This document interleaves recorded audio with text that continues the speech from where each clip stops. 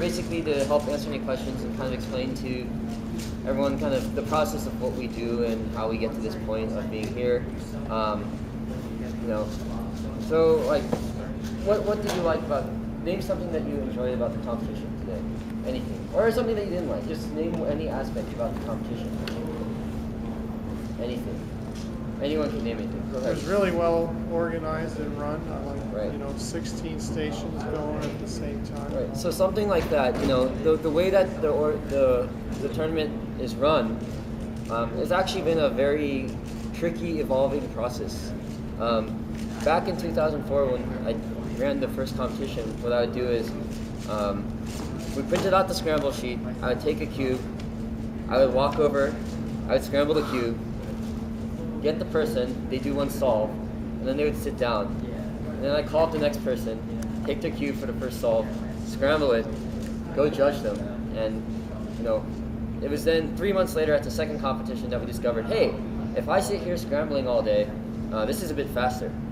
And that was like a new idea, that you would have a dedicated person scrambling. That, I came up with in April of 2004. So through time, everything has evolved to kind of the process that we have today, which is very, very, very intricate. And everyone who is a part of our staff contributes very crucially to making sure things go well. And when if someone isn't there, it can, everyone plays a crucial part. And when someone's not there, someone else has to come in. And so it's really important that everyone kind of does what they're supposed to do. And that idea itself is also a new idea. We figured that out last year, right? We figured that out last year. This idea that if you have a bunch of people and you tell them, hey, I need you guys to judge this round, that's kind of very free form. But instead what we do now is Tim goes through and he figures out who's going to be judging at every timer at every 15-minute block. And something like that has just made everything a lot easier. So I guess I'm rambling a little bit. What am I here to talk about? So what do we do here? Yeah, do you have an idea? Okay. So what do we do and how can you help out? So Nationals, this entire process is really 2 phases. We have everything that happens today, everything that happens prior to this, which lasts about a year. And then you have the 3-4 days of the event itself. What we have to do is we have to figure out a place where we're going to hold it. We have a lot of discussion about where we're going to hold it. We try to mix it around, we did, it's been, 2004 was Pasadena. The reason for that was because it was free. And it was the first one we ever did. 2005, we did it in Texas. That was really hot. I'll never go back there again.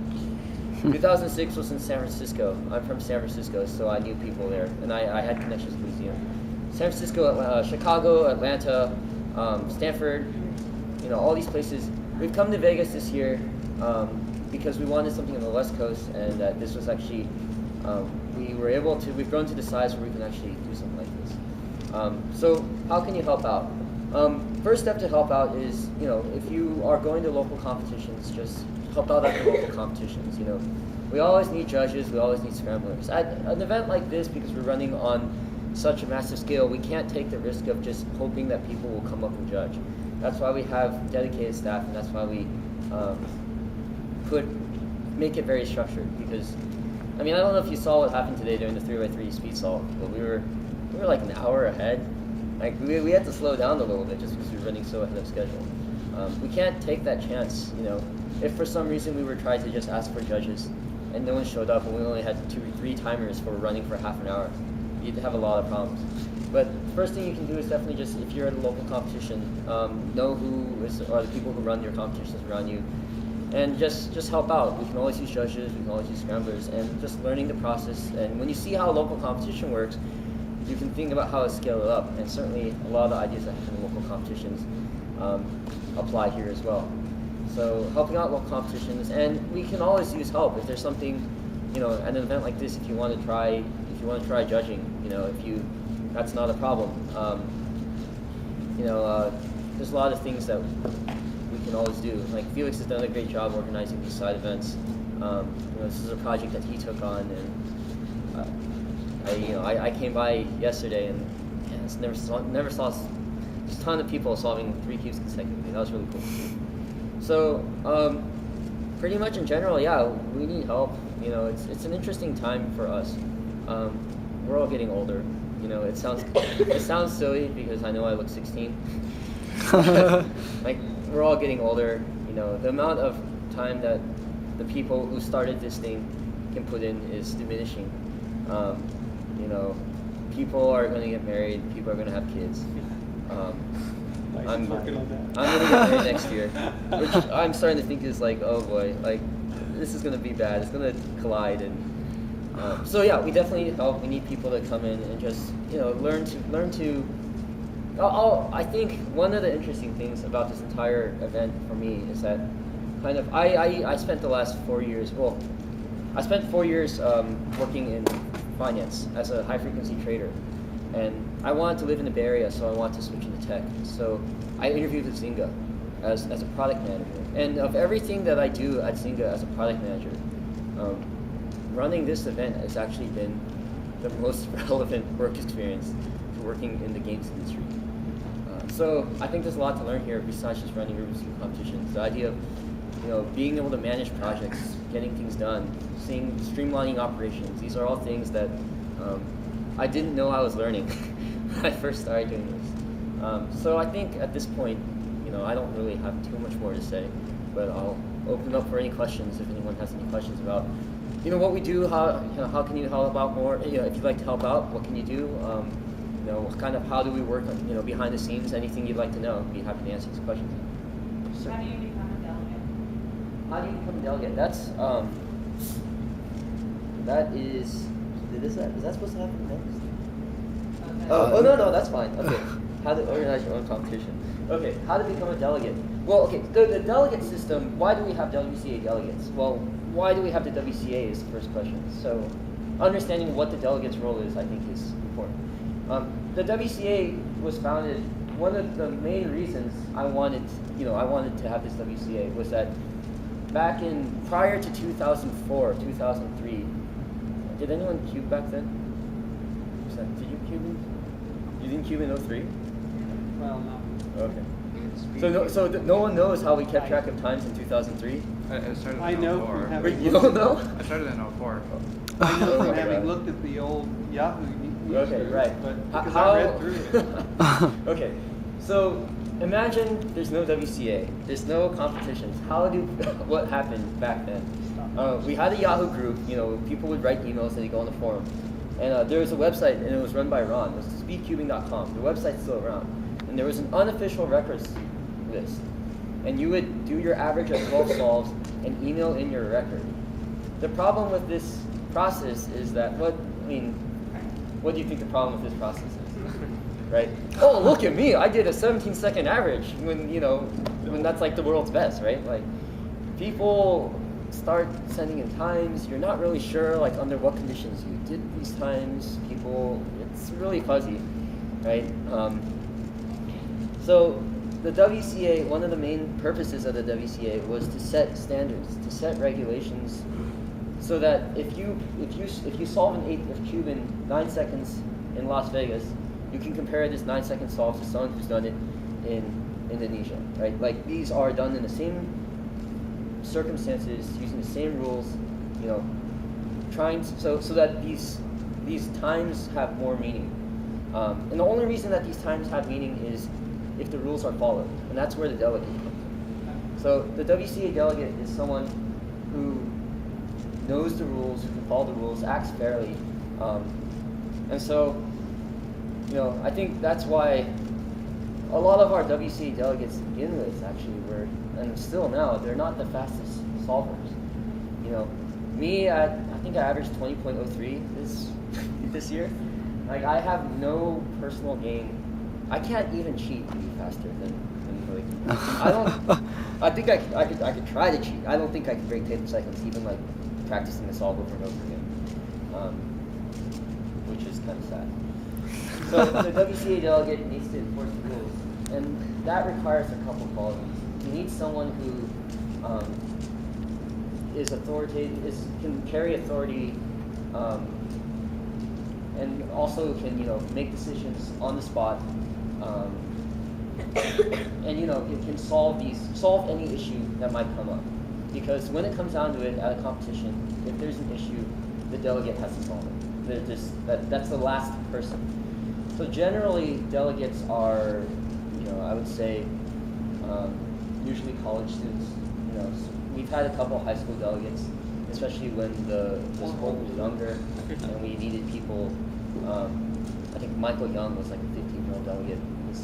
No one was going to get anything done in Utah.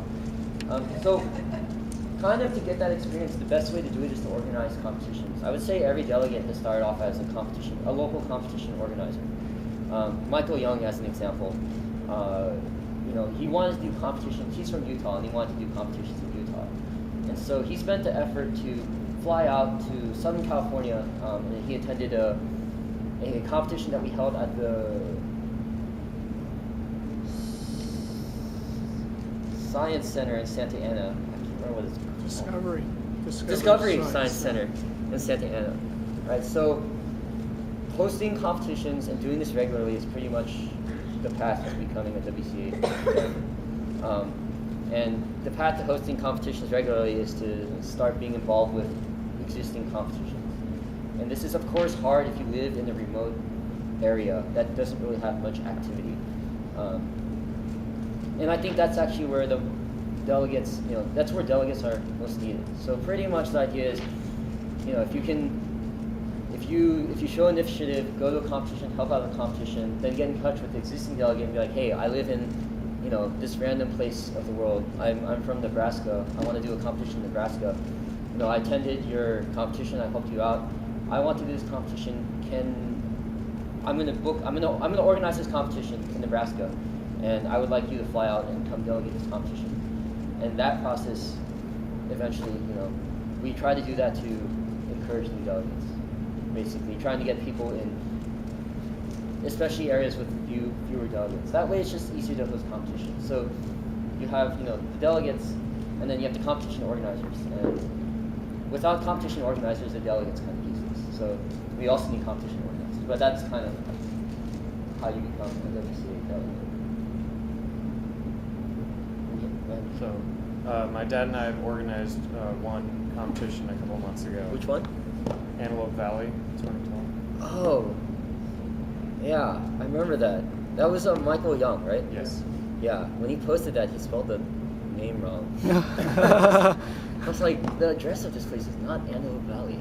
Anyway, go ahead. So, what issues or challenges arise when you try to go from a one-day competition to a 2 or 3 day competition? Right. When you go to a 2-day competition, that's a huge battle. Like any event, 1-day competition, people can just show up. 2-day competition, people show up. They have to decide if they're going. Okay, 2-day competition. If people have to come back the next day, it's going to reduce the radius and distance of your competitors, right? I'm not going to want to go 2 days to a competition if I have to drive, 70 miles maybe. And maybe I drive 70 miles and I'm only doing 15 minutes on one day and 20 minutes on another day, right? Like, then there's also an efficiency problem, which is why we didn't do 3x3 speed solve until Saturday, right? That gives people who only do 3x3 speed solve the option of coming in only on, they can skip Friday if they want.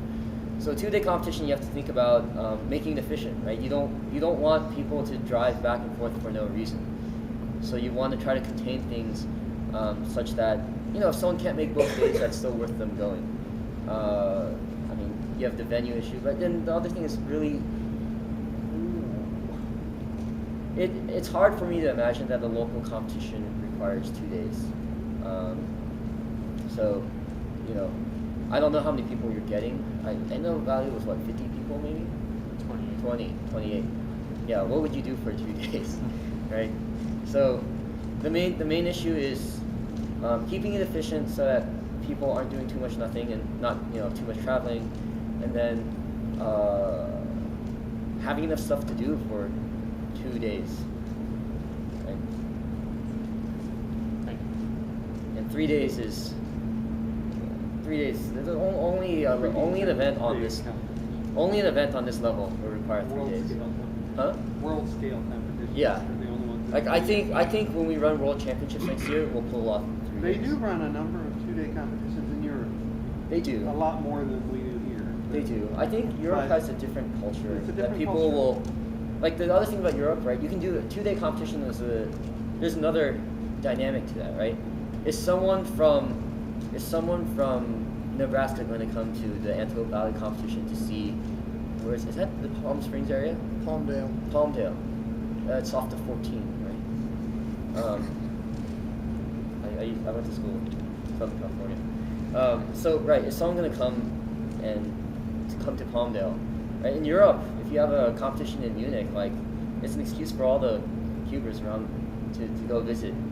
So there's more motivation in Europe. It's a different place. It's kind of hard to compare. Anyone else? Yeah. How do you handle insurance and things like that for the venue? Insurance here? Well, Oh. for local, I mean, is that a factor for local competitions as For well? local competitions, generally, we haven't been doing insurance, to be The honest. issue usually is whether or not the venue requires it. Right. Right. If the venue doesn't require it, then you're good. If the venue does require it, we generally don't do them. Right. The issue with I mean, insurance. That really is the way it usually goes. One of the ideas with insurance is, yes, I guess there is a personal liability issue. You know, I mean, it would be someone would have to be kind of malicious in office, right? I mean, how is really anything going to happen at a cubing competition that's not their own fault? So I mean, I'm not saying it can't happen. Fortunately, there's generally not much money involved. I would imagine at a personal competition, if someone were to get sued, they would be hopefully covered under their homeowner's insurance or something like that. For this venue, they required $1 million worth of insurance. How did you deal? Fortunately, we're only solving Rubik's cubes, so it was $150. So you just went out and got a policy? Yeah, I basically asked the hotel, give me a contact. Oh, excellent. I called them up. They got me the quote. I'm like, done. And I sent them a check. Very good. Yeah. Is that also why the reason that the stage was lower this year than it was last year? I don't know, but it was definite plus. The stage being there is just what they had here. Actually, it's been nicer, Yeah, it's especially much on the runners, Yeah. just because you know, going up and down is quite tiring. The visibility isn't any worse anyway. It's just better. Right, and I mean, in the end, people are either around the tables racing each other until the fingers fall off, or they're crowding around the timers anyway, you know, trying to get views. Anyone else? So yeah, next year we're looking to host this in here again. I think we'll probably do U.S. National Championships 2013 on a bit of a smaller scale. It's not going to be Worlds will be run to this size.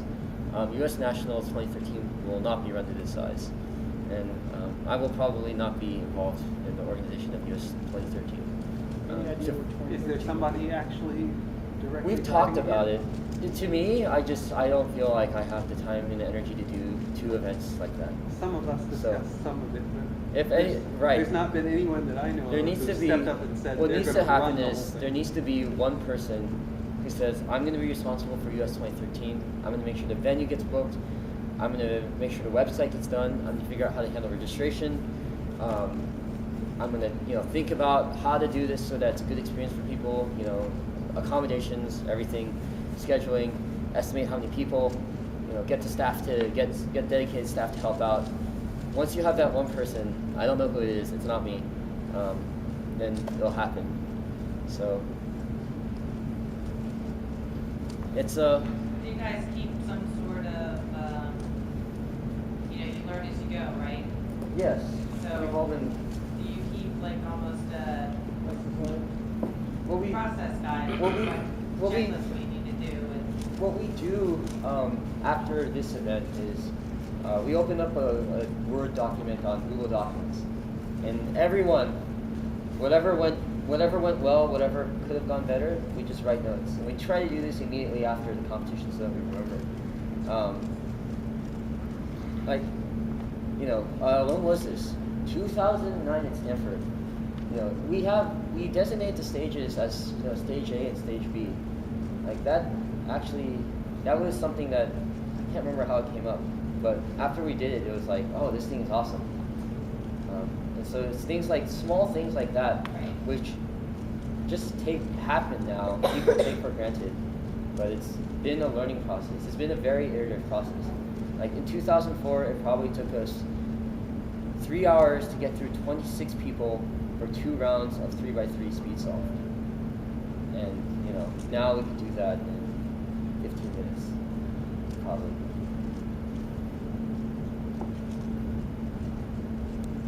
Anything else?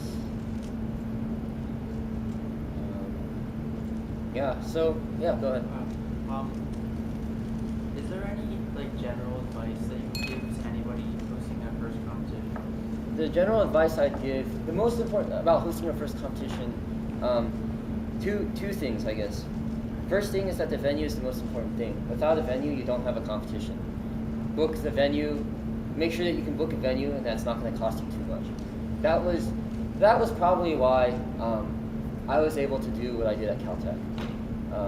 Because Caltech is a small school, I was able to book these rooms for free, and it was easy. The second thing, most important thing, is when you organize and run a competition, you are a competitor, and that is second priority to running a competition. We've had a lot of enthusiastic cubers who want to go to competitions, and a lot of times, delegates will agree to do these things, and we like to give people chances. The problem is sometimes you have, a young kid who wants to host a competition because he wants to be able to solve the competition. It doesn't work that way. When you organize a competition, your main priority is to make sure that everything happens on time, and it gets through. And so as a result, you have to sacrifice your personal achievements quite a bit. It might mean solving without warming up because there's no time. Right? Some people like to warm up for 15-20 minutes before solving. Like if you're running your own competition, you might not have a chance to do that, and you might not even have a chance to compete in the events at all. I can't remember when the first competition I competed in was, but I did not compete in Caltech Winter 2004, Caltech Spring 2004. It may have been the fall in 2004 when I was first able to compete. So, yeah. So it's a good idea to compete in as few events as possible if you're hosting a competition? Well, if you're hosting a competition, it's important to just put the priority of the competition before other things. If the competition is running behind, that means maybe you don't get to do this event because you need to judge, or you need to find judges, or you need to scramble, or you need to do something. You generally, every now and then, we'll get someone wants to host a competition. We'll agree to it. We'll look at their website. We'll look at their registration. We're like, you signed up for every one of your events. Like, when are you gonna have time to run your own competition? Right. So you have to pretty much budget. That's why we do these. Our staff shows up on Thursday, and we do all our solving on Thursday. That's what allows us to have the efficiency that we have. That when we show up in the morning at 9 a.m., all the scramblers and judges are ready to go. You don't have to worry about getting people through the rounds so that they can judge. So it's just things like that. You end up not being able to compete as well. Yeah. So we have a son that competes, Uh-huh. and we were hoping to host actually a Yes. competition. Where are you from? Massachusetts. Okay. So we live in Wavestown, so it's right by Williams College, and we actually know some people there that said Great. that we could use the facilities to do that. So what else? Right. Like, What else? we Okay. don't have the equipment. Right. So you know. okay. So that's also a very interesting thing you bring up, the equipment, about hosting a competition. Oh, I should have talked about that. That's been important. Things have evolved differently in different parts of the United States. The way that competitions are run on the West Coast is very different than the way that competitions are run on the East Coast. And nationals is not a representation of either one because nothing is ever done to the scale. West Coast competitions are mostly held by university Q clubs, Stanford, Berkeley, Caltech. These clubs have their own equipment, and we over time have accumulated the funds to purchase equipment for these clubs. On the East Coast, equipment is a different story. It's Bob Burton with his suitcases. Bob Burton, when he was a student at Rutgers, it took some time, but eventually we were able to raise enough money so that he could buy timers. He bought suitcases, so that's why Bob goes to every competition, because he has the equipment. The equipment is not cheap, unfortunately, so it's not something that you'll want to buy. This is not something you you shouldn't invest the money into something like this. It's $100 per display, $25 to $30 per timer and mat. You have to worry about the transportation of these things. They take up space. 8 D-cell batteries go for $13.84 at Target. Right. Dollar store, it's much cheaper. How would you host a competition? Well, first thing, get in touch with your local WCA delegate. In your case, it's going to be Tim Reynolds. Talk to Tim Reynolds and find a good time to do this. Say, hey, look, I'm looking to do a competition at Williams College. These are the possible rooms I think would work for this competition. This is the size of the room. I think it can hold about 40 people, N people. How many do you think it can fit?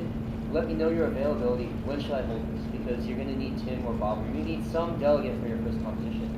So you're going to have to schedule around them. Once you schedule around them, at least in Massachusetts, Bob or Tim will take care of the equipment for you. So that's not something you have to worry about. First competition will probably run with something like 4 timers, 4 to 6 timers. So equipment's not that much of a concern. Your biggest concern is to have the venue in place, have the venue in place, and then besides that, I think the second most important thing is just make sure there are people there to help. Right? Because I know you're very passionate about your son's cubing. You want to help him out, you want to run these competitions. You don't cube as much as you probably, right? So when it comes down to it, I can do the magic, but you're getting rid of that. I can only solve the magic. I can't put it back into its starting state. So that's what shoot. Need people to help. Right. Okay. So what that means is there's certain things that you're going to need help on. You're not going to be the one that can scramble this unless you can scramble a cube quickly. Scrambling a cube is not trivial. When you have volume coming through, I probably scramble a cube in about 12 seconds. That's probably about average for. That might be a bit faster than average. People, our staff, everyone's probably scrambling a cube in under 20 seconds. Right? If you were to try to scramble a cube and follow the notation, it would become a bottleneck in the operation. Right. So you want to find some people to help out, and that person should not be the delegate.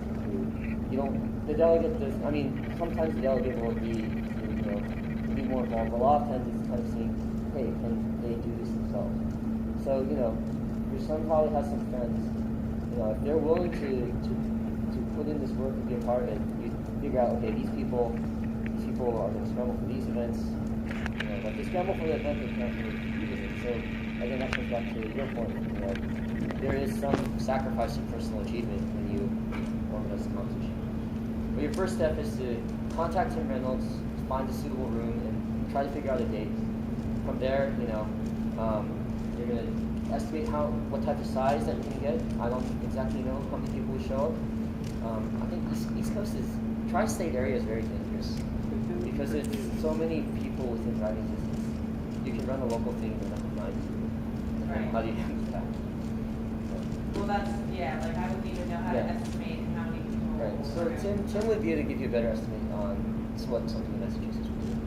A couple of things I'd like to mention. One is that I know that Tim and Bob have mentioned a couple times on speedsolving.com that they've now got an awful lot of places in that area that they're holding competitions fairly regularly.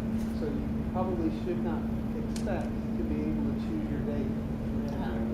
Because you're probably going to have to fit their schedule on the day. It could be fairly far out. We can't. You should still, by all means, ask.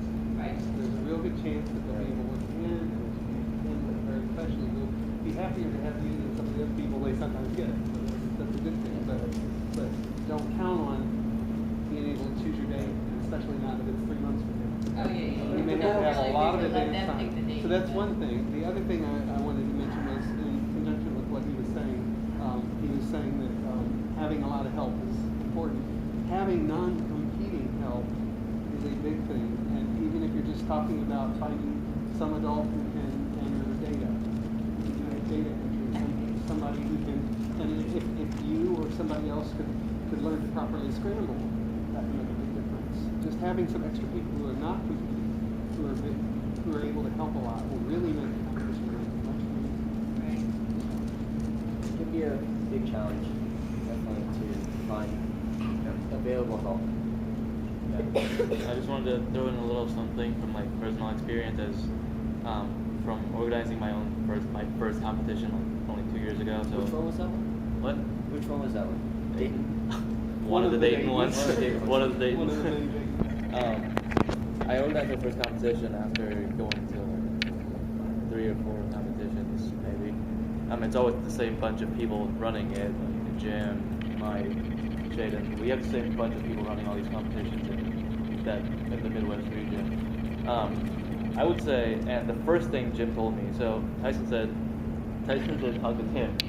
I would say, make sure you have a venue in mind before you talk to Tim, because the first question he's going to ask you is, do you have a venue? Yeah, we did. That's going to be the question he's going to ask you anyway. And then the first thing Jim told me was, you can't participate in anything, period. He told me that's the unwritten rule, which is unwritten it's not written anywhere, but he told me I can't participate in anything, and I was like, what? Because, I want to break records and stuff. But that's the thing. Did he let you do at least multi-blind or something? Oh, he wound up doing a few. Yeah, I ended up doing like 3 speed and blind and He wound something. up doing a few. And odds are impossible. You need to go into the competition assuming you may not be able to do it. And I would say And not get upset. be very, very, very conservative. Don't try to do too many things. I did maybe 4 events my first competition, and whatever I thought was a reasonable time from my past experiences. Like say I went to a competition before and they had maybe 30 people and they went through a round of 3x3 in an hour. I doubled that. I gave myself 2 hours to run that, and so I ended up having a lot of time at the end, because that's what I mean by be very, very conservative. I would say at least, if you have had competition experience in other competitions, and whatever you think is a reasonable time to get through this event with however many people, double that time, because you don't know what's going to go wrong. You don't know if you're going to call for can we have volunteer judges, and nobody's going to come up, and you got to figure something out, and all these things. So be very conservative about what you do. Of course, the good news about that is that if you're contacting Tim about it, he's going to help you. Tim's going to have good. He'll encourage you to do that. And the last thing is a bit of I don't want to put it this way, but it's sort of a political thing, because your delegate writes a report. You don't want your first competition to go bad, because it's very hard to get it. No, not very hard.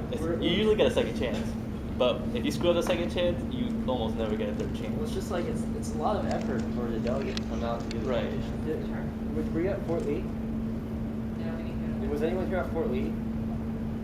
Oh, so you missed my meltdown. Fort Lee, what happened at one point? Yeah, you were there, right? I basically started yelling I yelled at every parent in sight, because what happened was the organizer wasn't doing anything. Was just off in the corner, like cubing with his friends. The competition was an hour and a half behind, and basically when I was there at the competition, Bob was official delegate, but I was there as well. And Bob and I were like, okay, we're gonna be hands off on this one, and just see how it goes. And then the competition's running an hour and a half behind. We're like, all right, we have to step in. It's gonna be bad. So, that's not what you want to happen. We'll help out, and we'll make sure we'll guide things so that they run smoothly. But you don't want the delegate to have to run the competition for you. I would say that again. You don't want the delegate to run the competition for you. You don't want Bob or Tim to have to run the competition. The first comp, you want them to oversee it as much as they can without doing it. That's not going to happen. You're not going to have them just sit back and relax. 100% of the time, the first competition. But the goal is, the more you learn about these organizing competitions, the more you should go towards that direction. Is solve problems on your own. Let the delegates smile when you solve the problem and write it in his report, and then you get to organize a new competition. That's kind of the direction you want to go in. So your son wants you to do this competition. He's probably really enthusiastic about holding a bunch of events. So that's one Well, thing. we've just gotten, he taught Adventures in Learning of Rubik's Cube and taught 12 people. We have a professor at Williams that does the math behind the Rubik's Cube. So there's a lot of interest in the area. Plus we figure, you know, we're kind of close to New York, close enough. I mean, Boston, Harvard, MIT, Yale, they have them all the time.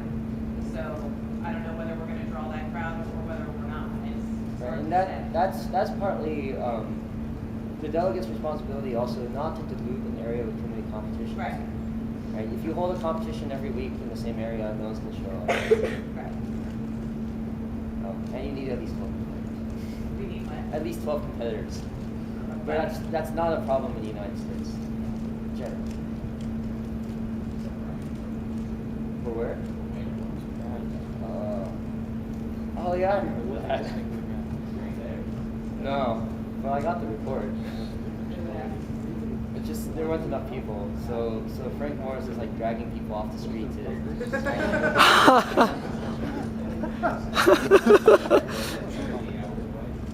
yeah. Yeah.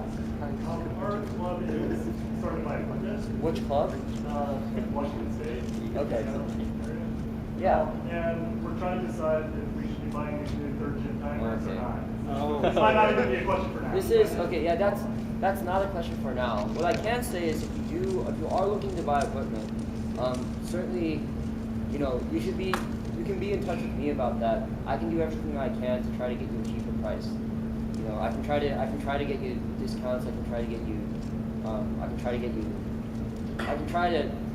help you try to buy equipment. That's something I can help with. The StackMat Pro versus the Gen 2 timer is not a issue we have resolved. It's a very tricky issue. So I would hold off on buying timers first until we solve that problem. What happened was I wanted to order Gen 2 timers for this competition. SpeedStack suddenly tells me, oh, we don't actually carry these anymore. Like, you can't buy them anymore. I'm like, oh, great. This has ramifications past this weekend. You know, how is the world going to supply itself with timers? So we're like, okay, well, I guess we might as well use the StackMat Pro. And, well, you know, with anything new equipment, you have to kind of test it. So they gave us some samples. I sent a sample to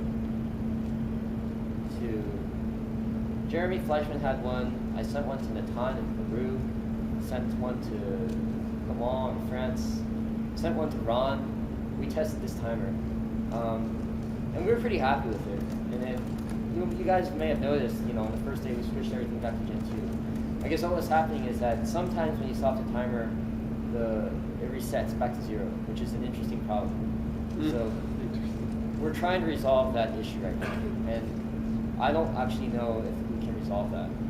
If SpeedStacks isn't going to resolve that issue, then we have a much bigger problem on, you know, we have a problem that will affect the entire world of cubing. That will need a solution very fast. So yeah, don't buy timers yet. I wouldn't even buy displays. Because they're coming out with a Gen 3 display that will be backwards compatible, I believe, and does not require 8 D-cell batteries. And 8 D-cell batteries are really heavy. So, but yeah, if you need timing equipment, I can try to help with that. But we are trying to resolve some issues with the timing equipment right now. Yeah.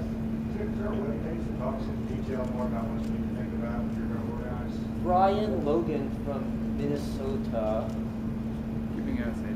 CubingUSA.com. Our host website. I think there's a competition guide there written by Brian and Bob.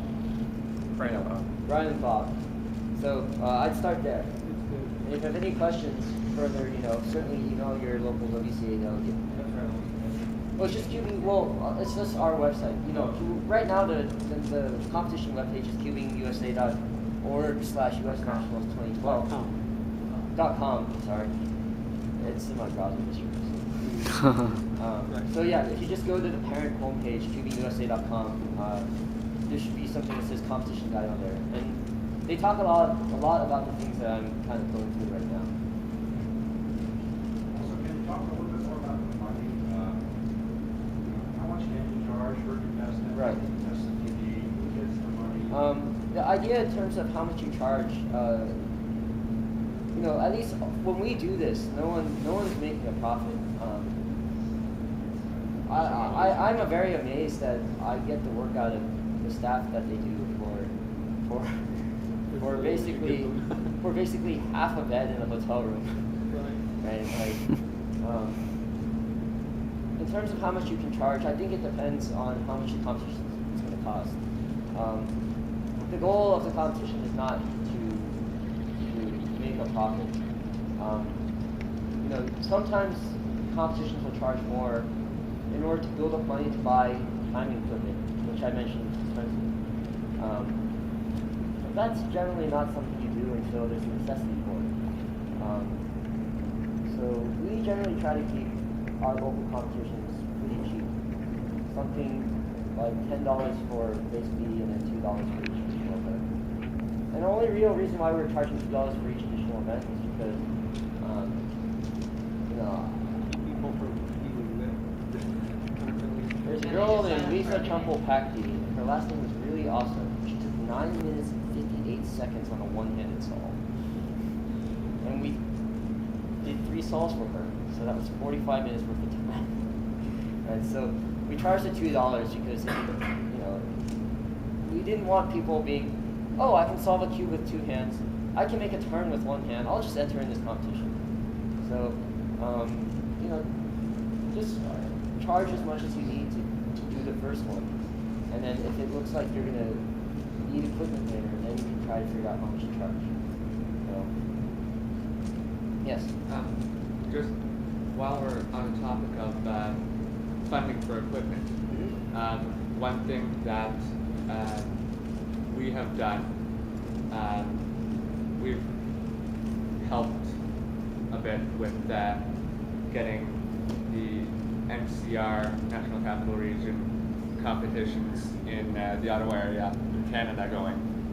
And what we've done to get some equipment is we've got some sponsorship from, we've had a car dealer sponsor us, we've had So local having stuff external sponsor us. sponsors is definitely one way to get, to raise some money. Another way in terms of timing equipment, we were, with this event this year, we were able to build up some extra money. And so our group, the U.S. National Group, will also be helping groups with timers. Right now, we're focusing mostly on getting timing equipment to regions that have a lot harder difficulty of accumulating these things. One example is Peru. Trying to get timing and displays equipment to Peru. Because how it works is SpeedStacks, they distribute in the United States. Some guy in Peru decides to distribute. SpeedStacks sells to them at wholesale. The whatever distributor then marks it up 3 times. Meanwhile, they have a GDP per capita of, is it over $1,000? I'm not even sure it is, right? So a Rubik's Cube there is about 3.5 meals. So that's one of our things. So we can also help get equipment to various places. As we grow, we're able to sustain that a little bit more. The idea of external sponsorship, though, it's great if you can get it. A lot of times, our limiting factor for external sponsorship is time. For this event here, we don't have much external sponsorship. The reason for that is it's just really, it's not trivial to approach companies to find the right people. They have full-time jobs for people who do that for a living. So for us to do it on the side is very difficult. So it's great if you can get it. In Canada, it seems like at least Kroger has been more supportive of you guys than we have received in the United States. So you guys are lucky in that respect.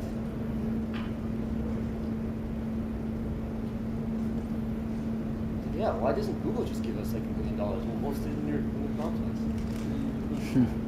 Call Tim. Yeah, I called him.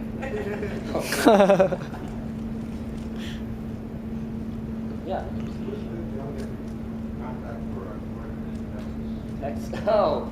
Texas. Yeah, good luck with that one. You guys used to have a delegate. Sapan used to be a delegate, but as I mentioned, people get older and have more responsibilities. Texas has been since stranded without which area of Texas? Dallas. Yeah, I drove to Dallas in New Mexico in qualified American in August. That's correct. Yeah, Texas does not have an active delegate right now, and it's not trivial. I guess the Cubers in Texas, no one's really expressed interest, and no one in Texas is really. I haven't seen the competition coming up. I haven't seen the delegate request, but Jeremy Fleischman is pretty willing to travel, so I'd start with him. Unless Chester wants to go to Texas. Yes. So if your state does not have a delegate, is that just sort of people on your website just kind of pick one sort of near you? Yeah, or I mean, if you pick one, everyone will hear about it, right? If you talk to one, you know, and he's not available, like we'll just email out and be like, hey, who wants to go to Texas, right? I mean, so you know, it's not like you have to pick the right one. The main thing is when you approach your delegate, the more that you can bring to the table beforehand, the more confidence the delegate will have that you put your time into thinking about this. And you're not some 13-year-old who just wants to have a competition in their backyard. Though I think Dan Cohen did have a competition in his backyard.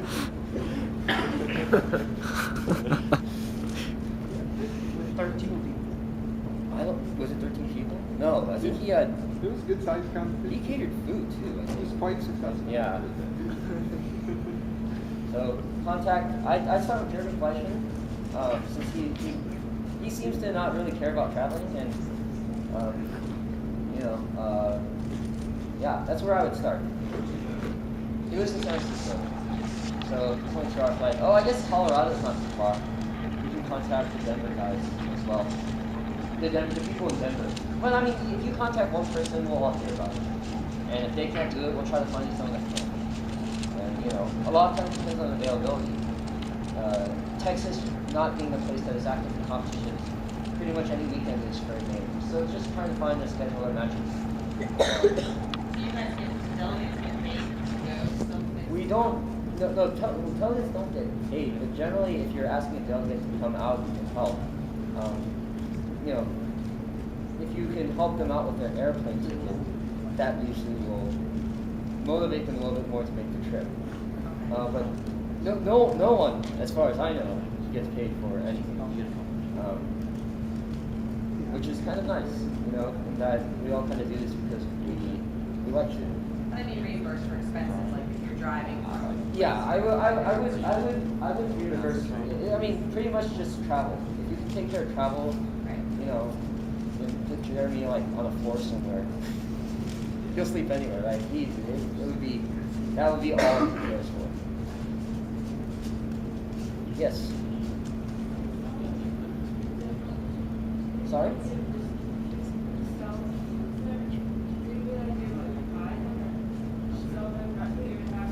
Wait. Can you sell cubes at competitions? How do you arrange for that? Oh, if you want cubes being sold at competition? That works differently in different places. On the East Coast, if you were at the event last year, you know, we started doing all sorts of flash sales since we had a lot of inventory left over. So we were trying to unload stuff. We were not successful. So on the East Coast, Bob goes around selling cubes, and you know, he sells cubes, and every couple months I get a check from him for $1,000, and we use that money for this event, for other events. And I guess that's another thing. Or if you want to do a competition in Texas, we can also sometimes help out with the flight costs because Bob sells cubes and sends me a check for $1,000 every couple of months. So in terms of selling cubes, it depends where you are. You know, it depends where the inventory is. Can inventory be moved?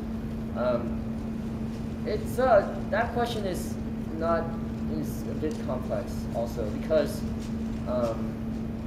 there seems to be a number of groups of people who sell cubes and you know, try to make money from selling cubes, and a lot of times they'll ask if they can sell at your competition as well. So, I mean, there are different ways to do it. We have a lot of inventory, that we can always send. So, basically, when we sell cubes, we do it in order to raise money for this event.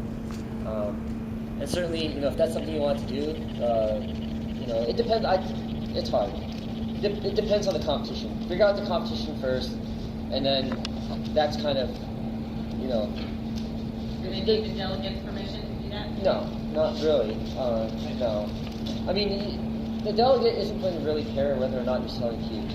The delegate is going to care whether or not the regulations are followed, and if the competition is on schedule and things are running efficiently. Whether or not you want to sell cubes is a secondary priority. It's a great way to raise money, to buy equipment, to do other things, to be able to afford other venues. But it's not something the delegate will care about. It's not something that we really care about.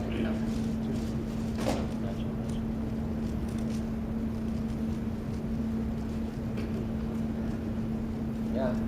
Uh-huh. Is there like a template website for template website? Right. Jim, Ryan, and team have done a great job with Cubing USA. We can pretty much templatize that now.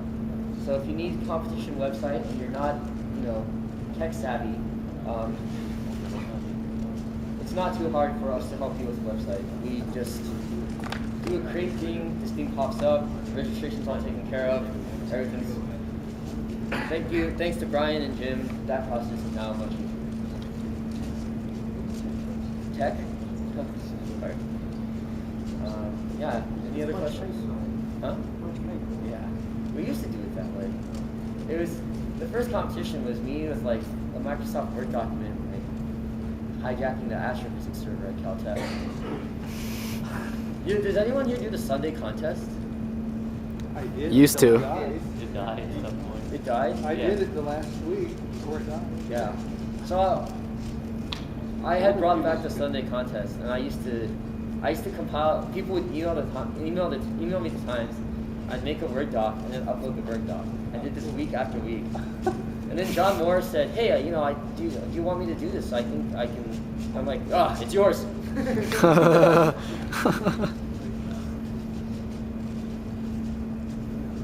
Any other questions? Well, I think that's it. I think at least for me, this is an important thing. This is kind of the less glamorous side of cubing. Oh, do you have a question? Earlier you said you were 16. How old are you? I'm 28. I first saw a Rubik's Cube in 1988. I was 4 years old. Didn't know what to do with it. I was 4 years old. No. I first saw the cube in 2003. So yeah, basically it's a less glamorous side of cubing. I don't really cube that much anymore, as evidenced by my 20.03 second average and my 2 minute 45 second blind foot time. Whereas I used to be the pound out sub 2 solves like it was no problem. So for me, it's really fun for me to see a project like this come together and for everyone to be able to experience this. But as time goes on, I kind of forgot. 5 years ago, I should have been thinking about this more.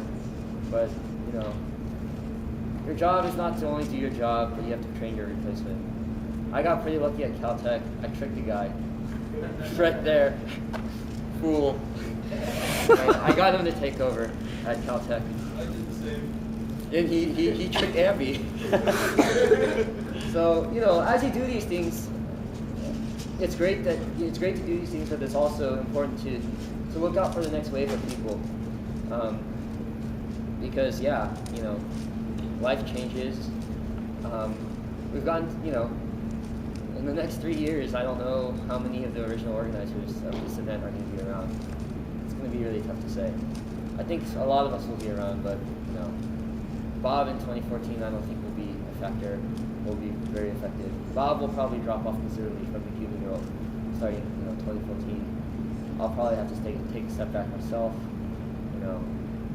That's just how life changes. So thanks a lot for coming, and hoping to see more events. I'm happy to help. Send me an email. Send any delegate an email.